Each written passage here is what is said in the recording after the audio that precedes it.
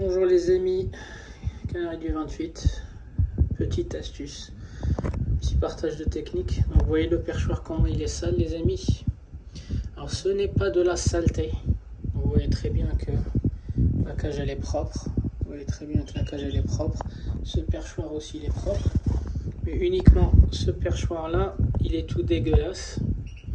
Donc par la simple raison que c'est une femelle qui gère ses jeunes. Et les jeunes, ils commencent à faire leur fiente autour du nid. Et la maman, quand elle pose autour du nid pour les nourrir, bah en fait, elle ramène dans ses pattes, les fientes des petits. Donc là, arrivé à un certain âge, les parents, là en l'occurrence, c'est juste la femelle qui s'occupe des jeunes, ils ne nettoient plus le nid parce que ça devient trop sale. Donc les jeunes, ils vont sortir leur cloaque pour faire les fientes à l'extérieur. Dans le cas où c'est un nid profond comme le cas chez moi, en fait les jeunes ils vont poser leurs fientes autour du nid, en fait sur la périphérie de la coupole. Donc ce qui fait que la mère elle va poser ses pattes dessus et quand elle va se mettre sur les perchoirs, bah, en fait elle va en ramener de la fiente. Mais le problème de ces perchoirs là, c'est que la femelle quand elle va manger de la pâtée, quand elle va manger des graines, bah, elle va venir s'essuyer le bec contre ce perchoir-là, qui est plein de fientes et plein de bactéries. Et donc du coup, les bactéries qui se retrouvent, qui sont à la base dans les fientes, vont se retrouver dans le bec et dans les yeux de la femelle parce qu'elle s'est grattée avec le perchoir. Mouvement tout à fait naturel. Les oiseaux, ils se grattent en fait souvent le bec après avoir mangé contre le perchoir. C'est leur façon d'essuyer le bec. Bah, en fait, dans ce cas-là, il faudra absolument nettoyer, donc il faut être vigilant, très observateur. Donc moi je ne l'avais pas vu, hein, je l'ai vu ce matin quoi.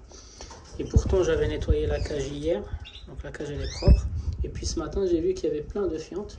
J'ai compris tout de suite que ça venait en fait de la coupole. Donc ce que je vais faire, je vais donner un coup de lingette sur ce perchoir là. Et je vais aussi aller enlever un petit peu de fientes autour du nid. Donc je peux pas changer le nid tout de suite, ils sont pas encore assez gros. Donc dans une semaine je leur change le nid, mais là pour l'instant j'ai pas un autre choix en fait. Voilà, la mère elle est en train de nettoyer le nid. Vous voyez comment elle retire les fientes. Donc elle essaie de nettoyer comme elle peut, mais voilà, quand ils sont trois et elle est toute seule, bah, elle sait pas en fait nettoyer le nid nickel. D'accord, je vais nettoyer le perchoir avec des lingettes avec l'eau de javel. Et puis je ferai pareil sur le nid. Donc je vais essayer de retirer un peu les fientes, histoire qu'elle ne refasse pas ça.